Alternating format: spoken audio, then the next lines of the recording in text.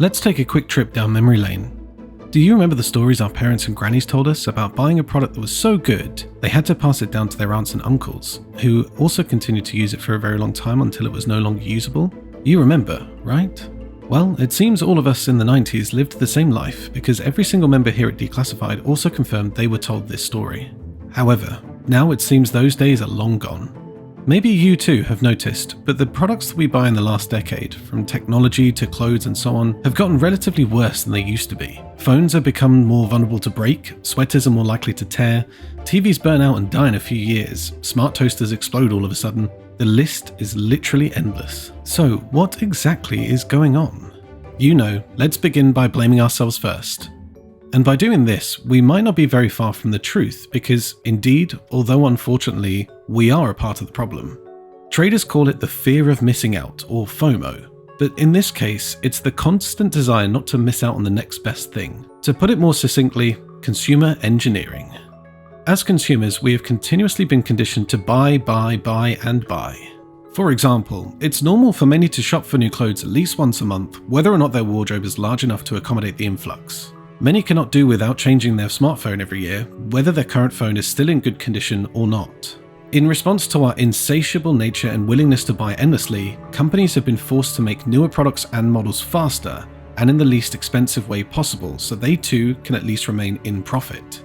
Consequently, they cut corners with labor and materials, which ultimately affects quality and leaves you and us with a ton of crappy things. But on the flip side, we still can't blame ourselves completely.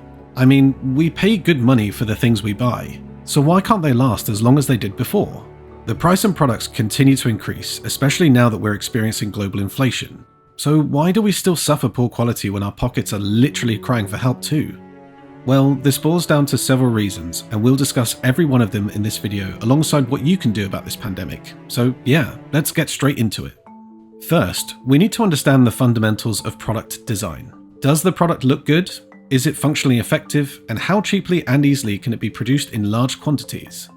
A good product must combine these three elements to thrive, and this is what our parents and grandparents enjoyed: a balanced scale between functionality, aesthetics, and ease of production. However, this scale has been thrown off balance recently, and the ease of production is the part that has taken the most severe hit. The first major shift happened during the Industrial Revolution, when machinery and tooling were introduced into the design process to increase the scale of production exponentially. So instead of manually hammering a pot, you could now use a machine to ease the entire process. From one pot an hour, you could now create as many as possible. It sounds so good and brilliant. However, if the pot is badly designed, it means thousands of pots created with that design would be poorly manufactured and pushed to the final consumers like you and me who need to replace our old and rusted pots. A huge mistake that is too expensive for the company to correct, and so the end user suffers for it instead. The globally dwindling economy hasn't been helpful too. Logically, a well-tailored jacket should cost more now than it was back then because it's slightly more expensive to produce now than before, but this isn't the reality.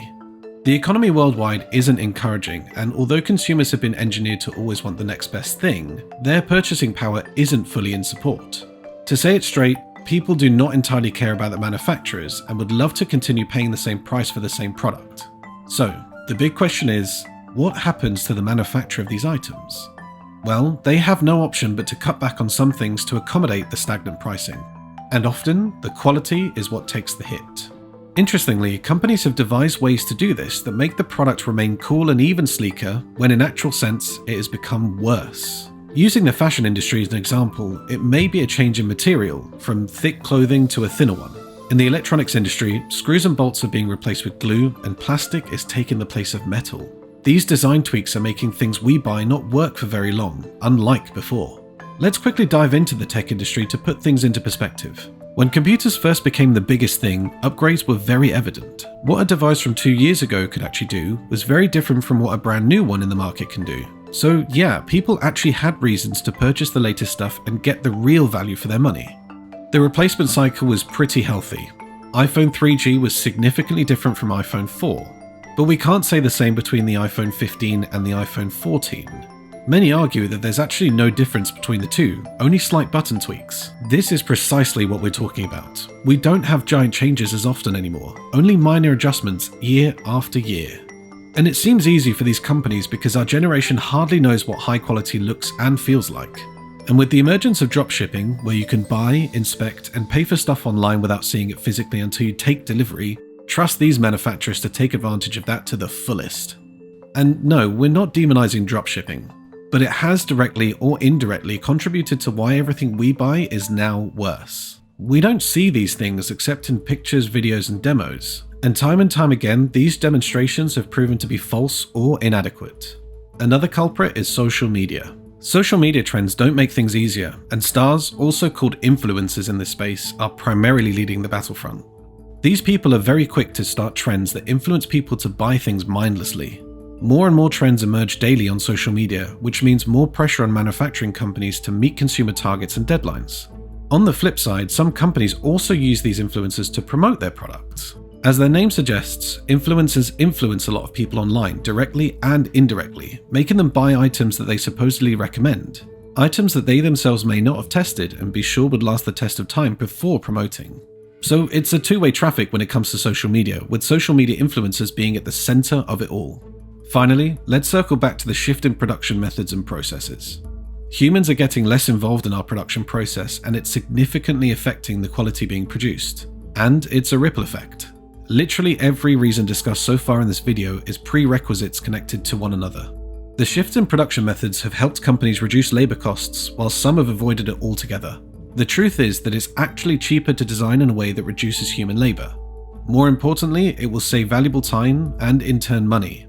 But what is the opportunity cost? Robots are replacing humans on the manufacturing pyramid, and it's costing the final users more than we could ever imagine. And this cuts across all industries: fashion, technology, hospitality, agriculture, pretty much everything. We could spend more than an hour on this video discussing why everything we buy is worse now, and we won't run out of reasons. But really, what is the solution? What can we do about it? First, which is the most obvious, is choosing what you buy thoughtfully and very carefully. Always do your own research, away from what any influencer on social media says, or whatever the next frenzy in the atmosphere is. Secondly, consider talking to real people who have already tried the product. Read beyond the online reviews, because nowadays most are marketing gimmicks intentionally published to trick innocent and unsuspecting consumers into purchasing the products. Number 3, remember you always have a right as a consumer. Therefore, never hesitate to hold manufacturers accountable for their promises and get them to do what's right. Return faulty items and ensure you get your money back following their refund policies. This sends a strong message to the manufacturer that you and thousands of other like-minded people do not tolerate bad quality and won't hesitate to call out their bluff. This way, you aren't only saving yourself, but are also helping the entire ecosystem get rid of these kinds of stuff with terrible quality. Number 4, always read the label. Paying attention to even the minutest details, including the expiration date, materials used, etc., can save you from purchasing an item with bad quality and durability. More importantly, comparing these details can help you identify the best deals, usually for the same price, although they may have less fancy packaging or relatively poor advertisement. What this means is that instead of spending so much on packaging and advertisement, they channel their money into the production process to ensure their quality matches what our parents and grandparents used during their own time. This also implies that a hefty price tag doesn't guarantee high quality. Circling back to the first strategy, always do your own research. It will help you discover a lot before slotting in your card to make that purchase. Finally, understand that this is a cancer that is spread globally, and we are all in the same boat together. So don't beat yourself up when your 1-year-old sweater has magically developed a few holes, or when your technician says your fancy television that's less than 3 years old can't be repaired. It's one of those things, and you don't need to be hard on yourself. We will surely weather this storm together. So there you have it, we have now come to the end of the video. Thank you for watching, and don't forget to like, share and subscribe to our YouTube channel to enjoy more videos like this. Bye for now, and see you in the next one.